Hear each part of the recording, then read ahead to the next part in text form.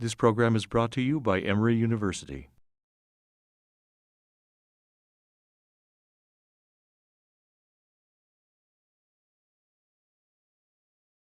Thank you, Jim, and thank you for all the volunteer work you've done down in the General Assembly. I'm going to talk with y'all this afternoon as if you're my focus group of the week. And I'm going to talk with you about legislative process as I go through a number of different statutes on post-adoption rights, liabilities, and responsibilities.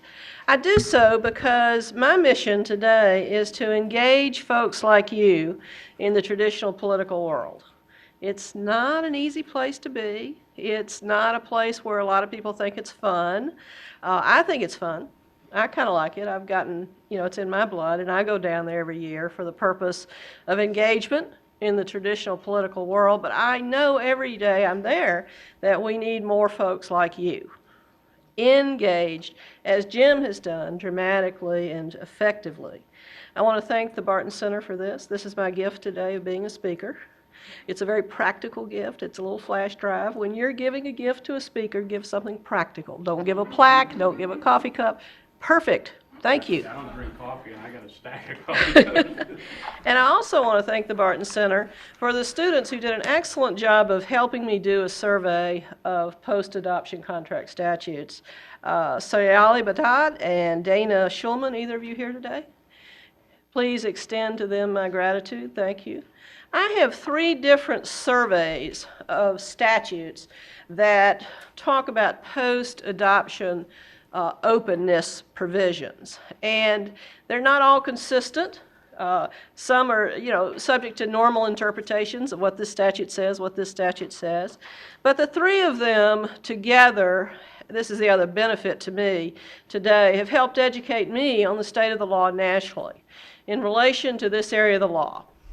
And I've reflected during Jim's comments extensively about specific adoption cases I have had over the last 30 years of practice.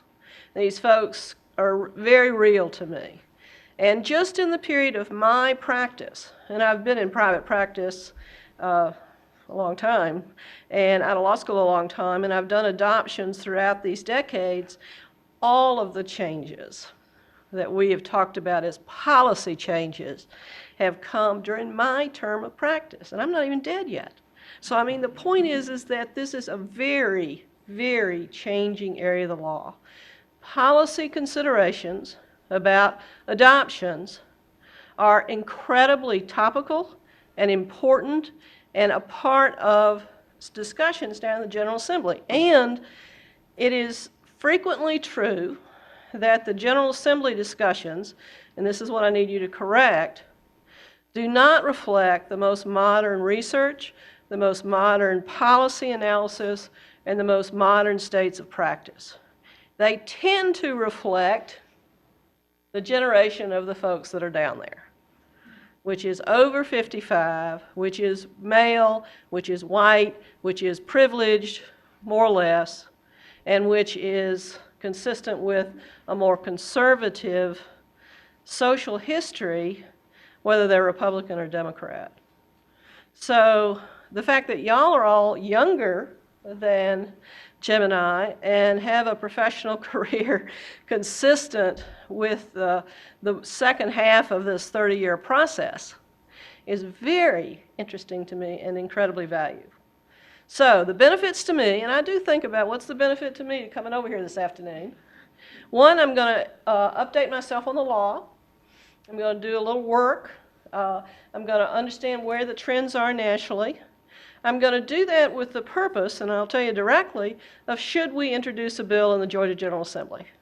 Should we do so as a pre-filing opportunity, which I have as they changed the law where I can pre-file bills? Should I start writing op-eds? Should I start writing pieces for newspapers? Should I start advocating for a statute in Georgia? And if I decided to do that, it would be based in part on the kind of feedback I'm getting from folks who have a genuine interest in this area and perhaps have a practice experience in this area.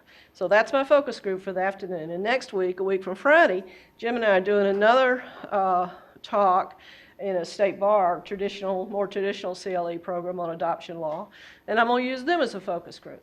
And from your comments and your thoughts today, I'm going to make a decision about pre-filing a bill or filing a bill in the 2013 General Assembly session, maybe for the purpose of passing it, but perhaps more for the purpose of let's elevate Georgia and let's make Georgia part of the trend. Right now, I'm going to skip through my slides on open adoption down to number 5, because as we start talking about a statutory analysis of post-adoption relationships that are set forth in statute, I am a big believer that the level of openness should be decided on a case-by-case basis. The case-by-case basis, a thought process, is set forth in the variety of statutes that we'll talk about, just as examples. 21 states have passed a bill, plus DC, which is 22, which have a statutory provision specifically related to general enforcement of post-adoption agreement relationships. So almost half the states.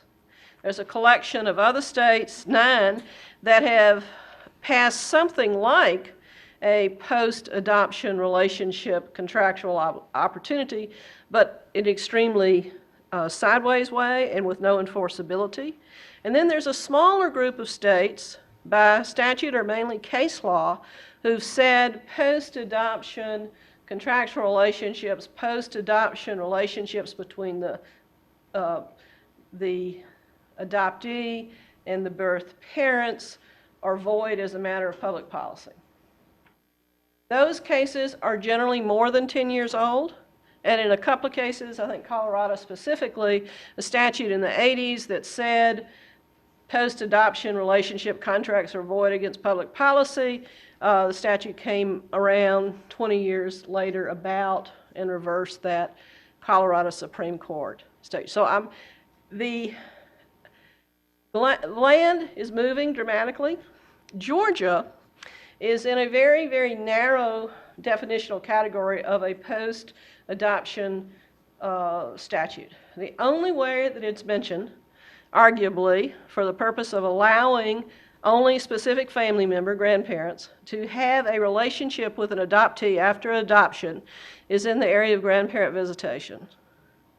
And let me talk about grandparent visitation statute in Georgia just briefly, because we have a new statute that the Georgia General Assembly enacted in the 2012 session, and we have a new case, Bailey v. Kuntz, that the Georgia Supreme Court enacted in January, and it also gives us a good example of what the legislative process was like.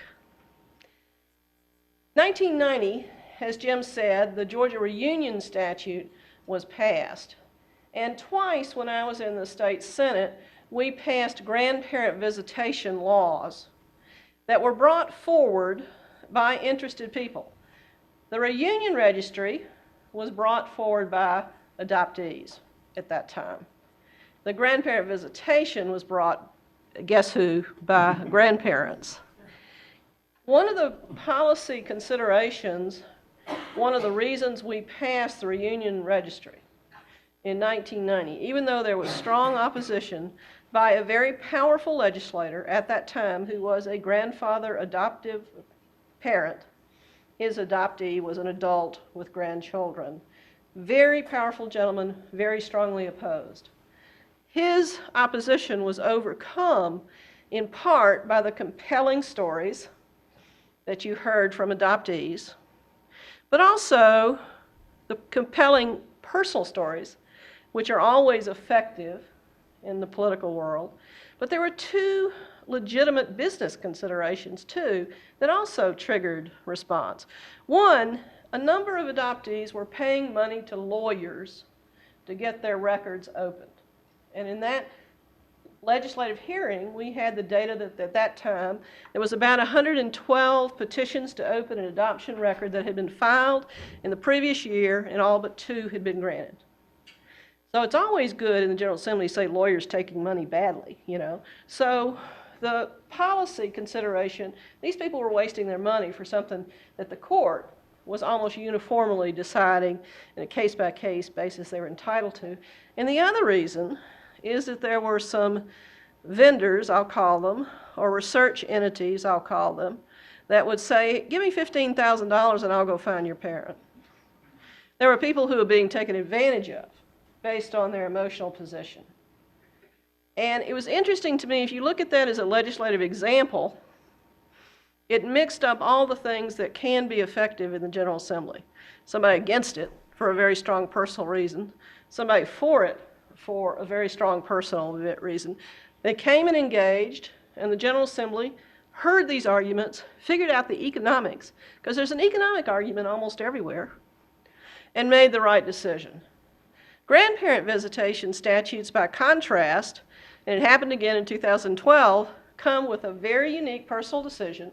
In my litigation in relation to representing grandparents, I'd say most often their parent, the parent of the grandchild, is deceased.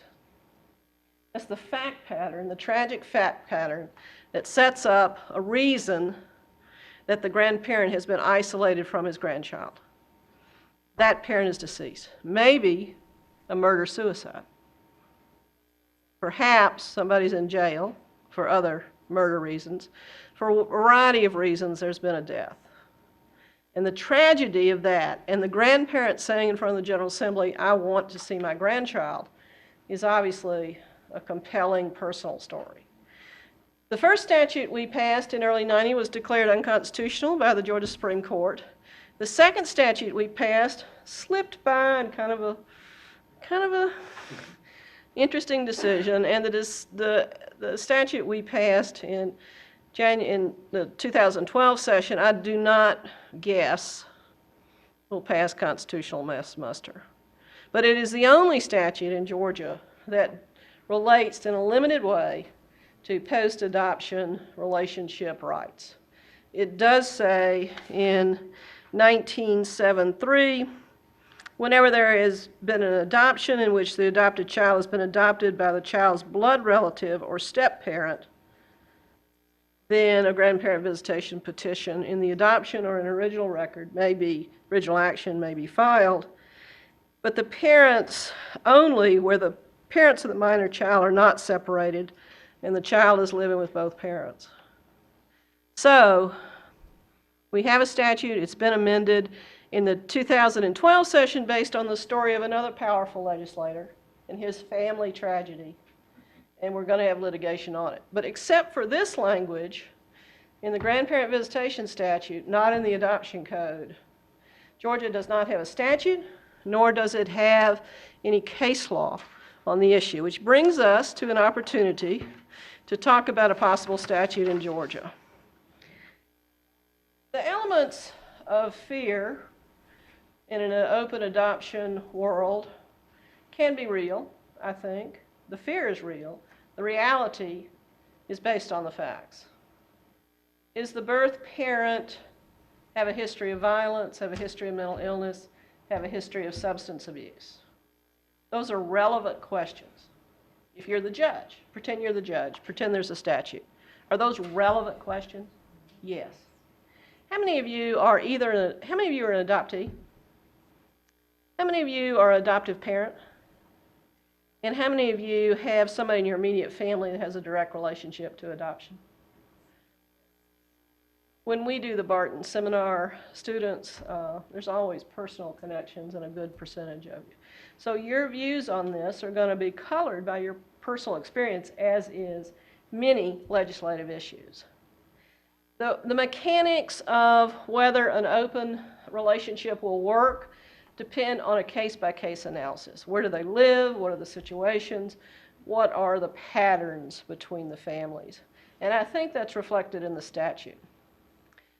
I believe, it's my bias, that an open adoption is in a child's best interest for all the reasons that Jim articulated that are research-based. But if you have a birth parent or a relative who's unable to maintain boundaries, or for whatever reason has a history of violence or mental illness, then you can make a claim, credible claim. It's not in the child's best interest. One of the issues in the statutes and its variety is what's the evidentiary standard. Most of the standards about whether or not a court will or will not grant a open adoption contractual plan has to do with best interests of the child. Pretty even playing field. Alaska alone, I think Alaska is the only statute that says it has to be by clear and convincing evidence. And the Georgia grandparent statute talks about standard of has to show harm to the child to withhold visitation. And that's what puts it in the constitutionally acceptable arena under the prior to the time we fixed it this year. What was the January case? Bailey versus Coons. What was that case, Jim? Do you remember? The Bailey versus Kuntz at the Supreme Court affirmed Kuntz versus Bailey, or I may have them backwards, but that's at the Court of Appeals. And what had happened was there was a step-parent adoption of the grandparent's child was no longer the parent of the grandchild. She had divorced the husband, or I guess it was the other way around, I think, and there had been a new parent came in by, yeah, it was the husband, the paternal grandparent, I think, and the paternal grandparent, the father, divorced the mother remarried, her then husband became the stepfather. The Court of Appeals decision read the sentence in the statute that said visitation is not allowed so long as the parents are residing together with the child. They said, well, the grandparents said, well, that's not the parent, that's the adoptive parent. And the Court of Appeals said, well, that would be ridiculous. We can't create a second tier of parenthood. As you may know, 19819, the effect of a decree of adoption says that this child becomes the child of the adoptive parent as if he was born to that parent. So we can't have parent and then a shade of gray another parent. And the court also cited back to the case of Ivy v. Ivy, which was a divorce action in which the adoptive mother got custody of the child that she had been the stepchild during the marriage, that she became stepmom to. Then she and dad divorced, and she got the child of his original marriage, got custody. And he came in and said, this just can't be. She's not the parent, I'm the parent. And they said, oh, well, didn't you agree to an adoption? Yes, well, that adoption puts you on equal standing, so back up. She can have the child because she's a parent, and we make the decision between parents as to what's. So the Court of Appeals case cited that, and the Supreme Court affirmed it, saying that because there was no definition of parent in 1973. So they were trying to say parent doesn't include adoptive parents. And the Supreme Court said, no, we have one definition of parent in this state, and that means that adoptive parents are parents in every sense of the word. And that, therefore, subsection B2, the second sentence of that paragraph, you have to read. Ironically, back at the Court of Appeals in 2011, when Kuntz versus Bailey was decided, 8 days earlier, I think, another panel in the Court of Appeals decided a case involving Lightfoot, I forget the other name, 180 degrees out of phase. There was a motion to dismiss based upon the fact that the parents were living together and it was an adoption and whatever, and the court said no, it was an error to deny that motion, to dismiss that motion to dismiss. So on remand, the Kuntz case had come down, and they were going to be toast on remand. I never called the attorney to find out what happened. But ironically, with two panels of the Court of Appeals within 8 days of each other decided fact patterns were almost identical, the decisions were opposite. And the first case, the Lightfoot case, never read that second sentence. And I submit their counsel didn't read it either, because otherwise it was the killer bullet. So anyway, it's ironic, but that's the case, and we're now clear that parent, the child living with the two parents, is as a bar to grandparent visitation proceeding, is the law, subject to this new bill that Mayor Margaret will discuss. Let's talk about the specific issues that other states are addressing. I think we've given you enough that Georgia law is a little bit on the side of not really directly addressing the issue, except in a very narrow, very questionable grandparent visitation statute. Who may be a party to post-adoption contract agreements? The statutes are all over the block. Some will limit the right to make an agreement to those who have been adopted only while in foster care. I will speculate, and some of it say foster care, some of it from the custody of the state. I will speculate that was to draft a statute in that way is to the state's determination not to interfere with private relationships and private businesses. I will speculate that the private adoption agencies that are receiving children into their agency outside of a state agency were there in the Capitol that said, leave us alone, we know how to do our business, you can do whatever you want to with foster care children. I will speculate that that's true. We have had such a change of the variety of adoption agencies in Georgia in my length of time. They come and they go, many of them, not all. What their standards of professionalism are very dramatically different. What their philosophies are very dramatically different. Okay, here's the first question, focus group.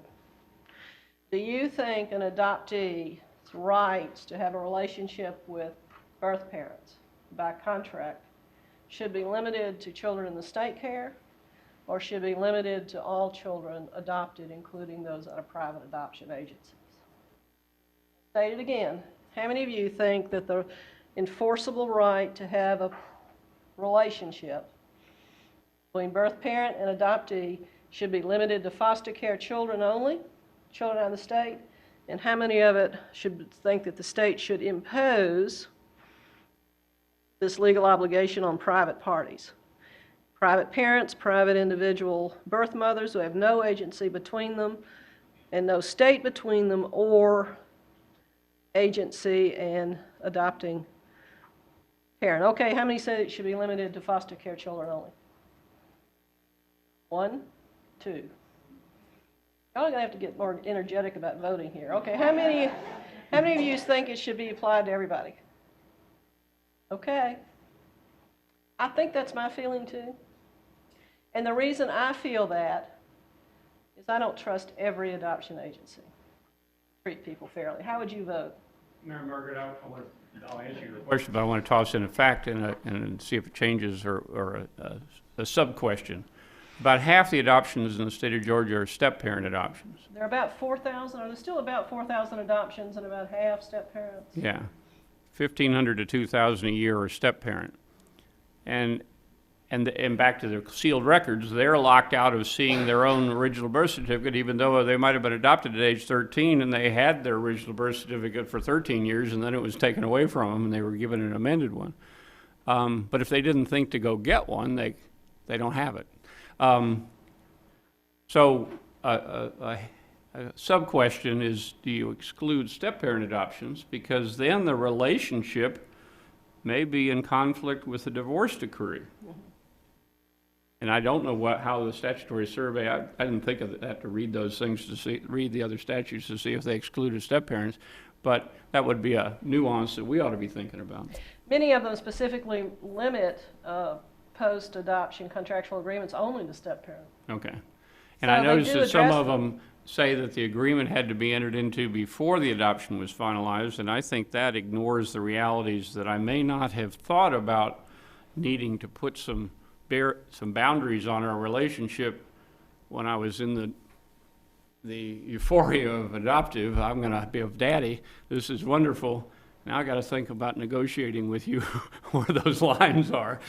But if they limit it to prior, and the point of that was that the court embodied it or made it part of the adoption decree or at that same hearing, I think I would vote for our bill, if we write one, would allow the court to go back and revisit it to make it a part of that adoption action.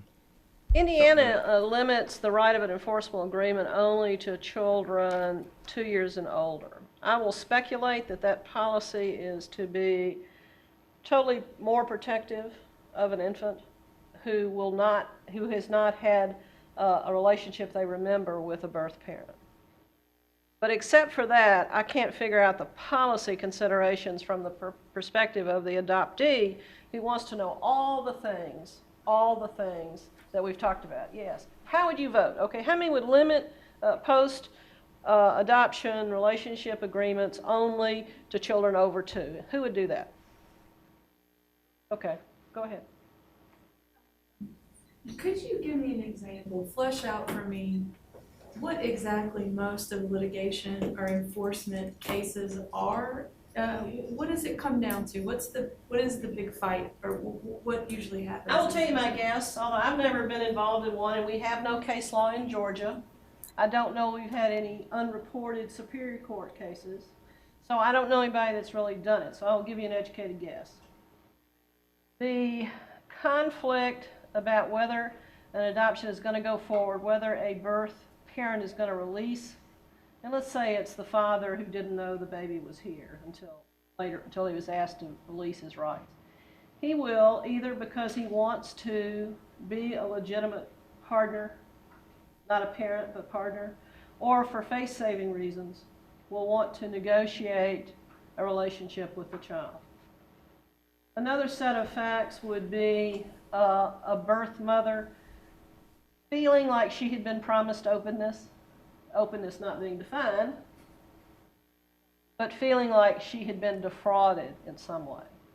And those fact patterns, if I'm accurate about guessing, that the litigation will come from a birth parent who feels like they've been promised something that they weren't given, gives rise to a number of the cases and some of the statutory language that you can review if you want to read these 50 statutes, which relate to an agreement for openness, specifics or non-specific, shall not be a condition precedent, shall not be contingent upon the granting of the adoption, shall not be a reason to set aside adoption. Many of the statutes, in their variety, will say, regardless of what happens with the post-adoption agreement, it is not in any way a basis for setting aside an adoption. Do you think I'm right, Jim? Yes, on that, and I'll say too that the survey we ran was not on all litigation involving post-adoption contracts.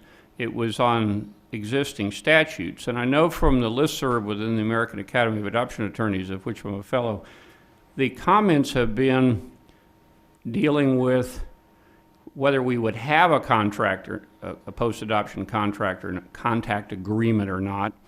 And the statutes deal with the enforceability. Most of them say they will not warrant specific performance. They'll talk about settling disputes, and many of them require that the parties have gone to active mediation before the court would even consider it. So what we're talking about here is the issue of, do you allow the contract to be recognized? Because there are a couple state statutes that say they will not be recognized. Others say they have to be signed at a certain dates and before the decree of adoption and things like this. Within the listserv, we've had at the academy level, we've had a dialogue that we have the constitutional right to contract as citizens. And if the birth mother of my son, when he was 5, we were to find each other, and she and I wanted to enter into a contract where I promised to provide her information and she promised to do me certain benefits, I don't think there's a statute that can outlaw that, because I think the constitutional right to contract trumps that. But what we're talking about is providing structure that a party could go to court or attempt to define these lines, because as Mary Margaret said, it's the degree of openness. I want to be able to come over every 3 months. No, we'll have 3-month contact, but it'll be exchange of pictures. And I'll mail them to you or email them to you. That's the degree of our contract. Well, if we write that down, you showing up at my door unannounced is not what we dealt with. In terms of defining who a party can be is one example of a variety. The age of the child, the relationship to the child. Foster care parents in Minnesota are allowed to participate in a relationship contract. it'll be enforceable by the court. You know, we have a lot of discussion about what are the rights of foster care parents. Well, Minnesota has highlighted this as an opportunity for a foster care parent to continue to have a relationship with an adoptee. Several statutes mention Indian child in connection with or in compliance with the Indian Child Welfare Rights Act, which I'm going to talk about another way, and others have defined opportunity for sibling participation. You know, the constitutional right or the statutory right of siblings to have a relationship, I think, is the bubbling issue right now. Beginning of my practice, it had just been whether or not the father of an illegitimate child had a right. Today, the right that's not being resolved yet, but I think will be before I die, is a sibling right. New Jersey is one clear state that said no enforceability against public policy, no post-adoption relationship contract shall be allowed. And that raises the issue, can the parties contract with each other? Another important issue here, excuse me. I was just going to say, the general, if you go to 20 adoption attorneys in Georgia and ask them about post-adoption contracts agreements, probably 17 of them will say they're illegal, because that's the understanding. But the law is technically silent on it, but the belief is that they won't be enforced, and the nuance that gives them any color of illegality is the question, the way the question's asked. If it's a condition to my surrender, its void is against public policy, because I must completely surrender my parental rights. I can't keep a string that says, subject to me getting a picture every 3 months, I surrender my rights. That's been struck down. That sticks with it, and everything that's post-adoption is struck down. That's not the law. We don't have a case law that says that if I enter into a contract with the birth mother, whether or not I make it a part of the adoption. I have negotiated several of these. I told Mary Margaret the four that come to my mind that were the fiercest negotiations, and we made them a part of a court order. The party who was fighting has never showed up at the adoptive parent's door. I mean, we put in that they have to have a clean drug screen before they could show up because they had a history of substance abuse. We had in some boundaries, and it was always directed at the best interest of the children. But they fought for it, as we concluded, more on face savings. But they cost the adoptive parents thousands of dollars to get that agreement. We put it in the court order. The other times that I've done them, I have not drafted them in contract language. I've said this is an expression of intent between the birth parent and the adoptive parents. And parties understand that this is not a contract to be enforced by a court order. But if you do a business transaction and you come up with a heads of agreement, a pre-acquisition letter of intent, if you don't strike that letter of intent, you're not going to go on and do the acquisition. You've got to start by getting some agreements down on paper. And that can clarify for people their expectations. And that may be like putting that fence up. Good fences make good neighbors. And then we know where our respective rights are. So I would favor the bill not be restricted to have to be executed beforehand. It could be between various parties. And it's always focused on the best interest of the children, which the statutes that we did read always come back to the best interest of the children. With the variation only being the standard of proof, like clear and convincing. Another variety is, does the post-adoption relationship agreement have to be part of the court order? That's what you're talking about. Some of them logistically say it has to be part of the court order. Other statutes say it has to be, an enforcement mechanism has to be brought within 120 days of the order. In other words, they're not going to leave it open when the child's 16 for the parent to show and say, I want to visit with my child now. What's consistent is best interest of the child. What's consistent through all these statutes? Best interest of the child, some factual analysis, and 2, protection of the underwriting adoption. One of the most interesting varieties, and you're going to get to vote here in a second, is does the child have a right in any capacity to either consent to this post-adoption agreement or for his or her wishes to be defined. And we enter into that very contentious area that we're seeing outlined in Georgia's case law in the new juvenile court code, and in what right does a child have in any of these parties, in any of these matters. Several states, let me get my list here, say that a child's consent must be required. Consent must be required, and other statutes say must have wishes. Louisiana wants for a 12-year-old and Connecticut for a 12-year-old, both set that a child 12 or over. Either wishes must be considered in Arizona and Louisiana, or in Connecticut, the consent is required. Age 14 in District of Columbia and in Oregon, both of those statutes require the consent. So, and this makes policy sense to me. You have a teenager who has been in foster care perhaps for a long time, or has been living with his aunt or his grandmother for a long time, independent of any state supervision. An adoption is going to happen, and the birth parent wants to maintain a relationship. Where is the child's wishes or consent required?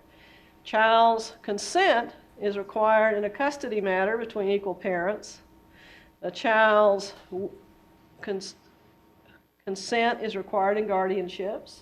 Consent is required in adoption if the child's over 14 or over. So, how many of you think that a child at some age should have to give consent to his birth parent having an ongoing relationship visitation practice with him? That's what I thought this group would say. Okay, how many would vote for 12? How many would vote for 14? Okay, 12-year-old, tell me why 12 in the blue shirt back there. Blue, yeah, you. I have one. I guess just, I think, I guess you gotta draw a cutoff somewhere. I think there's probably some kids who are younger who probably, I would agree with having a consent too. Coming from working for 15 years with kids with defects, foster care supervision attorney now. Seen lots of them, and I mean, generally, I mean, we all know they're the last ones to really get a voice in anything and at all. I mean, they should be center stage for all of it. It affects them more than anything. The 14-year-old in Georgia has a long history. It's been modified a couple of years ago in custody disputes between parents to make it less determinative and more presumptive. I really haven't seen any cases or any judges acting any differently yet on that change that lessens the child's power a little bit. Have you seen cases that lessen the child's power in custody disputes? Or did you have another question? I had another, I guess, question and comment. 'Cause I guess Speak up. the age is a little easier than, the other thing I think when I think of the age of the child is also the level of confidence. Right. So even if you're 14 and you're not confident, then that would change my decision.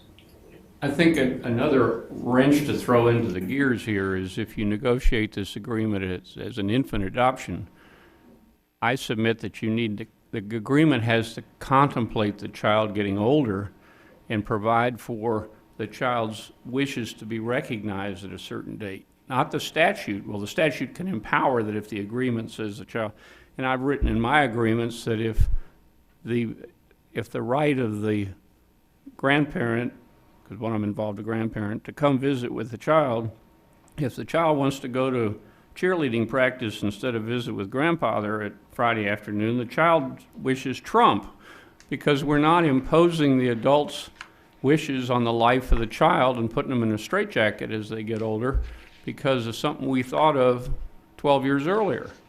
So I think, Mary Margaret, your point about your example of the child that's adopted at 14 enters this arena at a different place than the child that's adopted as an infant, but we need to think of the infant as when they're 14, how's this going to read on them?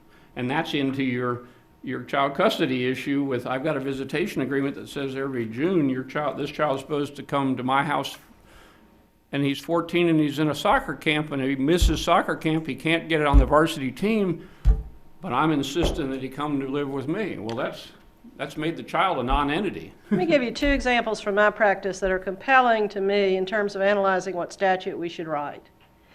I represented a lovely couple that ended up adopting two little girls, not long, but a couple of years, less than 2 years apart. One, the birth mother, was engaged, this is without statute, with just agreement, was engaged significantly throughout the child's life. The other little girl in the house had no birth mother, no birth parent looking after her. These two little girls, as they progressed, had totally different experiences. And you're the adoptive mother. How do you explain that? The little girl without a parent wanted a birth parent. It was a very interesting contrast and example from the perspective of the child. Amen. The other case is this was a federal litigation brought by the North Lake Band of the Chippewa Indian tribe in Northern District of Georgia to set aside an adoption that had come through an adoption agency from South Georgia. The adoption agency from South Georgia had ignored the Indian Child Welfare Act. His lawyer said in his deposition he didn't know what it was. And there was a factual dispute, a fair factual dispute, about whether or not this little Indian baby was eligible for rights under the Indian Child Welfare Act. All that was litigated in front of a good federal judge who had an experience of adoption and talked about it openly with my clients, the adoptive parents. It was an interesting personal, I don't think federal judges get that kind of personal interaction very often. And in fact, the judge, because we had ethnic considerations about whether or not this adoption was right for this little boy, he wanted to do the voir dire himself. Very interesting case. We settled that case after the jury was struck for two reasons. One, the federal judge's personal connection. Now imagine that you're sitting in your office in Hoo-Ha, Georgia, not bothering anybody, and your secretary comes in and says, "There's a federal judge on the phone who wants to talk to you." The federal judge was calling the board member of the adoption agency personally and telling that board president that it was a really good idea if he would settle this case by ponying up X amount of money. And the case settled. But the other part of the settlement was a very involved discussion in writing about what this little 4-year-old at that point's relationship was going to be with the Chippewa Indians. And it was a very detailed agreement how he was going to be educated about their tribal traditions, when he was going to be introduced to the language of the Chippewas, and when he was going to go to language immersion camp in the woods in Minnesota. Now, how many of you think that 15-year-old boy was going to react to that? Anybody got some clues about that? I mean, that was a fascinating example of all these high-paid lawyers, because the Chippewas had a blue-stocking law firm from Minneapolis, concocting this life for this teenage boy from Cobb County. How is he going to buy into this? It's a great example to me that reflects the change of the law and how we need to be more both practical and cognizant of the rights of children as we set forth provisions of their life. The Florida statute is a good example of a statute that really doesn't have any enforceability, but it's a good example of this statute is written only from apparently the adopted minor's right to continue communication. Doesn't mention foster care parent, grandparent, or birth parent. Written from the perspective of the child and what the court shall consider in making such determinations. The recommendations of the department. This statute only relates to children who are in the custody of the department. There's a best interest standard, and in paragraph 2 gives the adoptive parent the right to petition for review of these communications. So the ways in which the statutes vary: is there a specific modification provision included? Who may modify? What are the time limits? I can't find in Florida statute where the parent has a right to do this. It comes from the child's perspective, which is unique to me. If I were going to draft a statute, if I were going to go to legislative council, I would not limit it to the age of the child. I would not limit it to children in state custody. I would not limit it to grandparents, or I wouldn't start the blood relative definition. I would provide an enforceability that shall be enforceable, that it's not against public policy, and provide for a modification provision. And I would give the child the right to consent if the child is over, and I would use 14 just because that seems to be the most consistent standard we have in Georgia. Those are my thoughts. What are your thoughts? And let's open it to questions at this time. Not necessarily birth parent and adoptive parent and child connection, but siblings who are not adopted in the same home, they're adopted separately, but you have one family who wants to just put their child in a little cocoon and doesn't want that child to know anybody else but them. And then you have an older child who's aware of siblings, even this other child may be aware of their sibling or remember a sister or brother, but not be able to communicate. I mean, is there a way to do some sort of contractual agreements or something like that between adoptive families who have siblings, because the sibling connection is still there? I haven't thought about that. You know, the federal law has changed and progressed in terms of children in foster care about their rights to sibling relationships. And I drafted a state statute, I forget when, Melissa, that 2010. Yeah, sure. That mirrored the federal statute. And isn't sibling relationship addressed in Kenny A case to settlement? Probably, we have Kenny A lawyers who may know better, but I think so. I don't think it's being enforced. I don't think sibling relationships are being enforced now, in my opinion. Now, tell me if I'm wrong. And fostering connections has a section for There are a couple of group homes and there are a couple of waiver provisions that are designed to accept larger groups of siblings. Am I right about that? But do you think those provisions are enforced? Who thinks they're enforced for every child in foster care? every assessment is too much. Michelle? Judges are aware of it, attorneys are aware of it. I observed recognition of it in the courts. The logistics of sibling relationships, really coming back to your question, are huge. Geography, personal style. You've got at the minimum, I guess, a three-party contract. Right. Yeah, it's tough. And the question would it be a modification to the first contract by adding the third party at a later date if the first child adopted was the subject of a post-adoption contract agreement between birth parent and adoptive parents number one. Then there's adoptive parent number two who says, I don't want to have anything to do with the first agreement. How would you mandate that they have to? Right. I think this statute will speak in a permissive manner, not a mandatory manner. That we permit that they can have a contract. It's not against void is against public policy. It would be enforceable, but probably not by specific performance.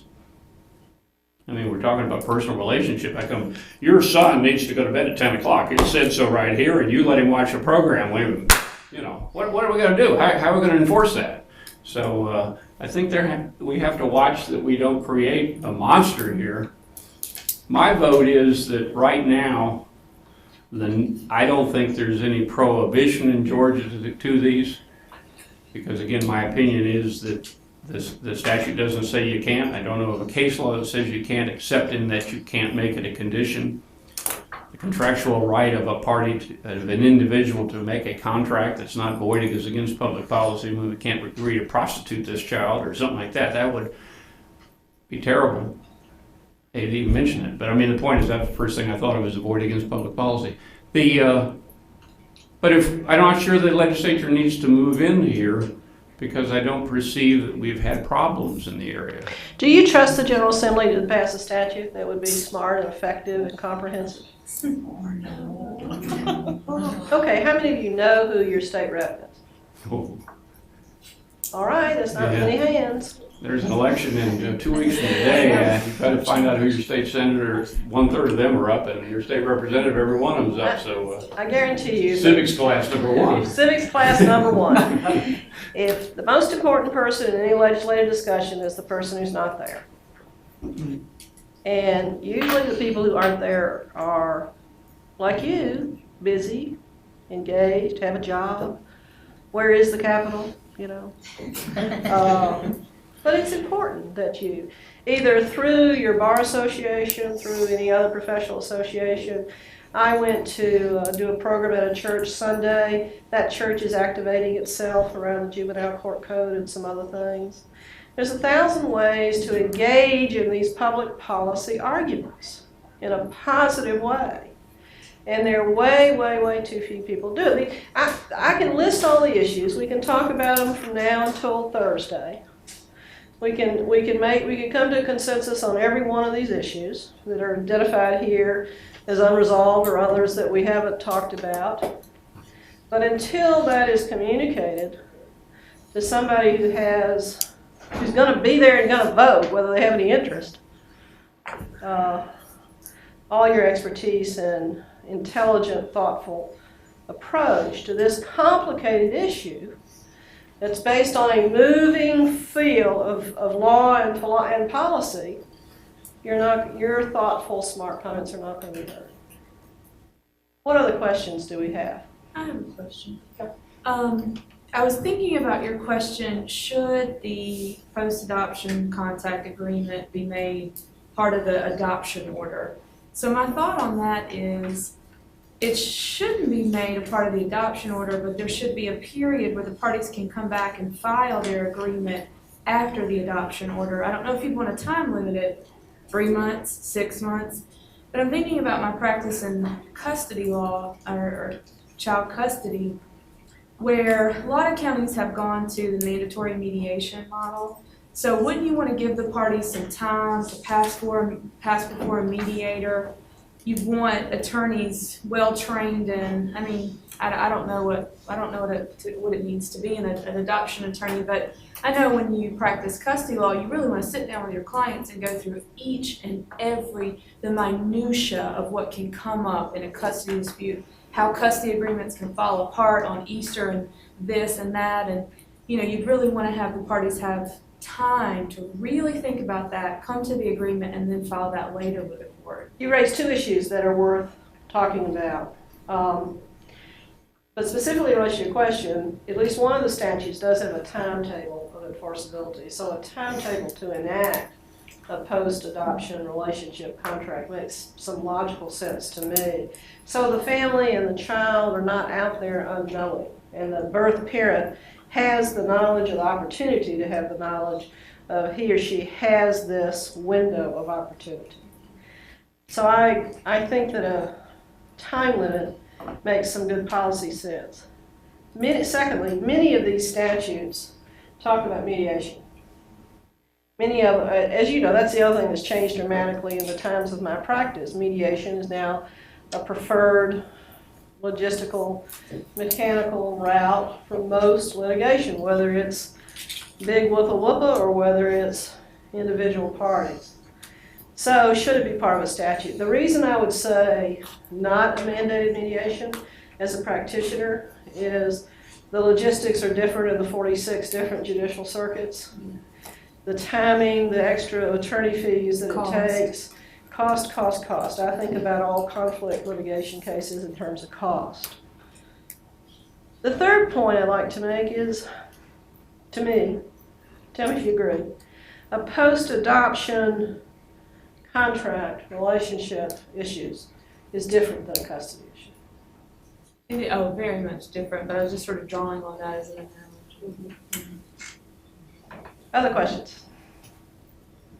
Yes, ma'am. With kids that are, in foster care and they're coming from a background where there's been trauma and abuse and a child giving, them having to give consent for contact, what factor, if that's a safe environment, if it's appropriate, if there's still substance abuse, there's other things going on and that child is saying, but I still want to see this person, have some kind of, contact, what is the safety issue come in and what boundaries, or whether this is just gonna be a picture, a phone call, and email versus physical. So I think even if a child has that consent at 14, what are the dynamics that's going on with the individuals you wanna have contact with? It's a great question, and the judge is gonna be worried about that. And I will say that's true in every one of the cases we've got. The child wants to go home, whether it's good or bad for him or her. And I think the judge has a fairly wide discretion right now in determining what's best interest. And the nightmare that you know versus the nightmare you imagine, whether the child has any self-protective skills, whether there's any safety net, whether all of that is part of that. Yeah, let's.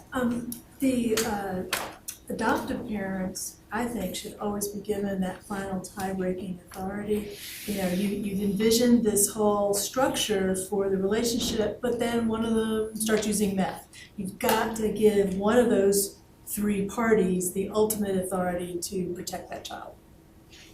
Good point. Yes, ma'am? I guess just to add on to what she said, you know, even if you have a situation where the parents may be very dysfunctional and it's not going to be in the best interest of the child to go and see the parent, maybe independently without any supervision, a lot of times when these kids turn 18, they go back to their parents anyway. So it's sometimes I think it's in the best interest to foster some sort of relationship, maybe with some additional mechanisms to help build their relationship as well as create a more healthy environment. When you say that to your legislator, which you're going to promise me you're going to do if this bill comes forward, he or she will have no clue about what you're talking about and will be totally jaw-dropping stunned at that. And then to piggyback on that, we're in such an electronic navigational era. Kids are so savvy with that stuff. You could try to hide, protect your teen foster child or adopted child from trying to get to that birth family, but they're going to do it. One of the adoptions I did, the teenager found her siblings in Gwinnett County on Facebook. Yeah. And if you sit there and say you will not contact, that's going to make them do it even more and not be as honest about it and forthcoming about it, and doing it back doorway is going to cause a lot of deceit and split between the adoptive family and the child. And then that's when that "you're not my parent" comes through, and then the adoption starts to dissolve and you have a lot of problems. So I think the more openness you have from the start, the more bridge you can build. Tell that to the average 64-year-old member of the Georgia General Assembly. Okay, I got two questions. The other thing in that area, and we're seeing that with social media, that it interferes with the ability of the adoptive parent to parent. And as you correctly said, if the adoptive parent comes down too hard, albeit in the best interest of the child, they become at risk that I'll get you later. It's just like the parent who won't tell the child they're adopted. They're playing with fire, dynamite, whatever you want to talk about, because that child's going to figure it out one day and then going to realize that mom and dad have been lying to me. What else haven't they told me? Right. And it's when people have asked me, I've said, you tell them what's age appropriate, as much as they want to know, as much as you know. Don't make anything up. And if they want to search, I mean, I came home and told my son when we passed the reunion registry, I said, Dad, help get a law change that'll help you. You don't understand that right now. I mean, he understood what I was saying. He was a teenager, but he didn't understand what I meant when he got to be 21, he could do this. On his 21st birthday, I reminded him. I said, now you can go file, here's the reunion registry information. He said, I'm not interested in it. But the point is, I felt it was my job to be sure he knew. But I've had clients who have wanted to play the game of put the walls up, and we know that Facebook and Twitter and things, I don't know how to tweet, but they go through that wall. And I've had foster parents who became adoptive parents of a very messy juvenile court proceeding, the birth mothers contacting their children via Facebook, and I wrote her a cease and desist letter, and I felt like, well, I can write this, but how in the hell could I enforce this? 2 or 3 of the remaining slides of my thing have more information, and also it's one of the statutory surveys. If you want to really bored and want to draft your statute, you can look at all the other. Now, here are my 2 questions. Is it, the first one you don't have to answer. What's the name of your representative and your state senator? You're gonna find out that, but you have to tell me. 2, is it a definition, is a child deprived under Georgia law if their parent gives them as a gift the keys to a $200,000 Ferrari? How many think that's a deprivation under Albeit law? they were 18, I say they were deprived. Do y'all know what I'm talking about? Yeah. Cobb County, 5th grade. Thank you very much. Come to the Capitol.